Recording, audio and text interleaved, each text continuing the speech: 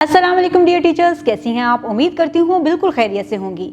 आज आपने क्लास में बच्चे को एक बहुत ही दिलचस्प कहानी सुनाई। जी, इस कहानी में बहुत से ऐसे नए अल्फाज थे जिनकी इब्तदाई आवाज़ नून की थी और इसके साथ ही आपने तस्वीरें दिखाई, बच्चों को उनके नाम पूछे और नून की मुकम्मल और आधी शक्ल की पहचान करते हुए उसे पढ़ना और लिखना भी सिखाया है। स्टीम एक्टिविटीज़ भी मुकम्मल करवाई हैं।